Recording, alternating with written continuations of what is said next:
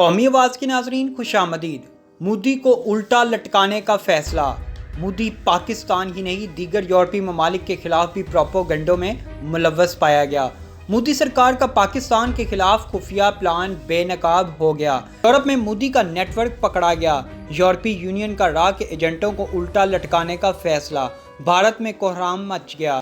عمران خان کی کمال سفارتکاری نے یورپی ایوانوں پر لرزہ طاری کر دیا۔ پاکستان کے خلاف پروپیگنڈا کرنے پر بھارت کے خلاف بڑا ایکشن۔ پاکستانی خفیہ اداروں کے ثبوتوں پر بڑی کارروائی۔ اہم دستاویزات جو بائیڈن کی ٹیبل پر پہنچ گئیں۔ ویڈیو میں بتائیں گے بھارت کی سازشیں بے نقاب ہونے پر اقوام متحدہ مودی کے خلاف کون سا بڑا ایکشن لینے جا رہی ہیں۔ اقوام متحدہ نے پاکستان سے رابطہ کر لیا۔ دوستو ویڈیو میں آگے بڑھنے سے قبل اگر آپ نے قومی آواز کو ابھی تک سبسکرائب نہیں کیا تو اسے سبسکرائب اور بیل آئیکن پر کلک ضرور کریں، کیونکہ یہ میری اور آپ کی نہیں بلکہ پوری قوم کی آواز ہے۔ دوستو جب سے پاکستان اور بھارت نے برطانیہ سے آزادی حاصل کی تب سے لے کر اب تک بھارت پاکستان کو صفحہ ہستی سے مٹانے پہ تلا ہوا ہے۔ بھارت نے پاکستان کے خلاف جنگیں بھی لڑیں جس میں انہیں منہ کی کھانا پڑی۔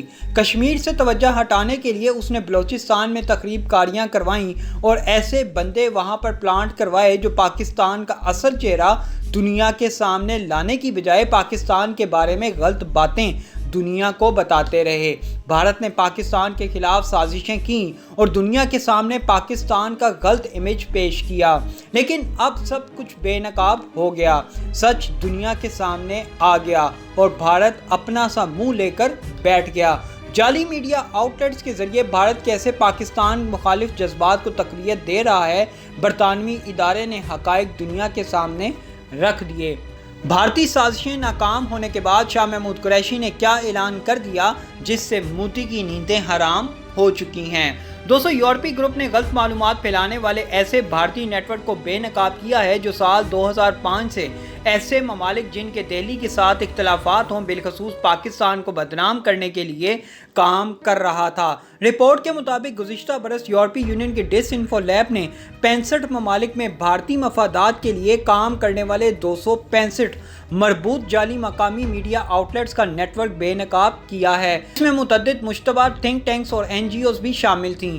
بھارتی کرونیکل کے عنوان سے تحقیقات میں ایک اور بھارتی نیٹ ورک بے نقاب ہوا جس کا مقصد بھارت میں پاکستان مخالف اور چین مخالف جبکہ بھارت کے حق میں جذبات کو تقویت دینا تھا۔ بین الاقوامی سطح پر یہ نیٹ ورک بھارت کی قوت کو مستحکم اور تشخص کو بہتر بنانے کے ساتھ حریف ممالک کی ساکھ کو نقصان پہنچانے کے لیے کام کر رہا تھا تاکہ بھارت کو یورپی یونین اور اقوام متحدہ جیسے اداروں کی مزید حمایت سے فائدہ حاصل ہو۔ اس کام کے لیے نیٹ ورک کے انتقال کر جانے والے انسانی حقوق کے کارکن اور صحافیوں کی جعلی شخصیت کا استعمال کیا گیا۔ میڈیا اور پریس کے اداروں مثلاً یورپی یونین آبزرور، دی اکانومسٹ اور وائس آف امریکہ کی نکالی کی بھی کوشش کی گئی۔ اس کے علاوہ نیٹ ورک نے یورپی پارلیمان کے لیٹر ہیڈ جعلی نمبروں کے ساتھ اوتار کے تحت رجسٹرڈ ویب سائٹس کا استعمال کیا، اقوام متحدہ کو جعلی پتے فراہم کیے اور اپنے تھنک ٹینکس کی کتابوں کی اشاعت کے لیے اشاعتی ادارے قائم کیے۔ دوستو مجموعی طور پر 95 ممالک میں 500 جعلی مقامی میڈیا آؤٹلیٹس کے نیٹ ورک نے پاکستان یا چین کے بارے میں منفی بیانیے کے فروغ میں مدد دی۔ اس آپریشن میں 116 ممالک اور 9 خطوں کو کور کیا گیا۔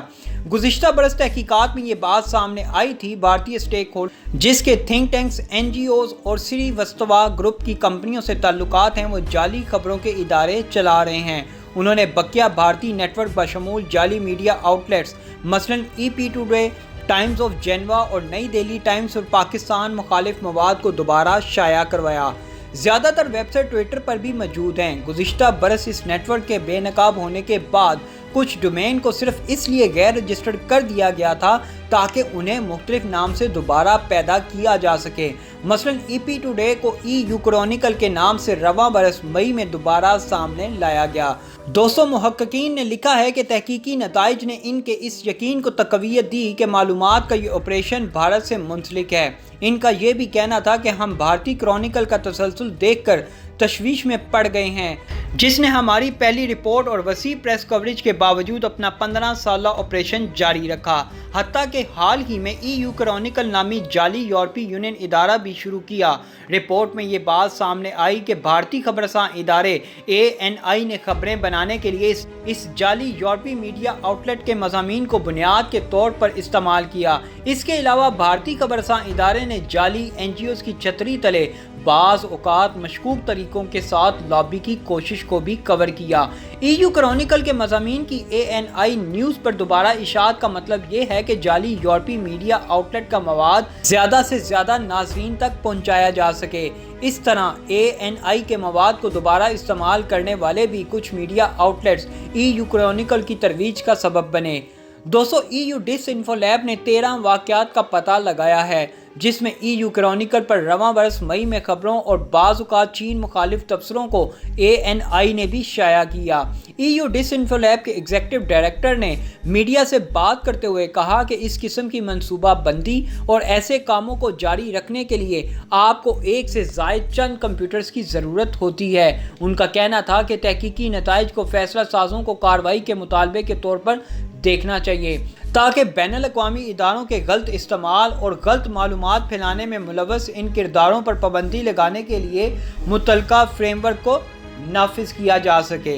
दोस्तों, भारतीय प्रोपेगेंडा बेनकाब हो जाने के बाद वज़ीर ख़ारजा शाह महमूद कुरैशी ने कौमी सलामती के मशीर मोईद यूसुफ के हमरा प्रेस कॉन्फ्रेंस से खिताब करते हुए कहा कि पिछले साल 15 सालों से ऑनलाइन और ऑफलाइन हिंदुस्तान ने पाकिस्तान के तशख्खुस को मुतासिर, अपनी अच्छाइयों और सोच को झूठा साबित करने के लिए किया और पाकिस्तान को बैनुल-अक़वामी सतह पर मुतासिर करने के लिए जो उनका किरदार था वो भी आपके सामने है।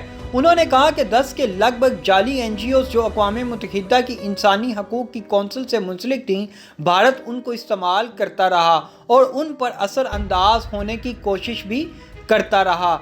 जाली थिंक टैंक्स बनाए जिनको इस्तेमाल किया जाता रहा। उन्होंने कहा कि जाली मुज़ाहरे किए गए जिसकी बुनियाद पर ये कहते थे कि देखें ब्रसेल्स में क्या हो रहा है, हिंदुस्तान का कैंप लगा दिया। ये सब असल नहीं था, सिर्फ ड्रामा था, नाटक था और भारतीय फंड पर चल रहा था और हिंदुस्तान की रियासत और इदारे इसमें बराह रास्त मुलव्वस पाए गए हैं।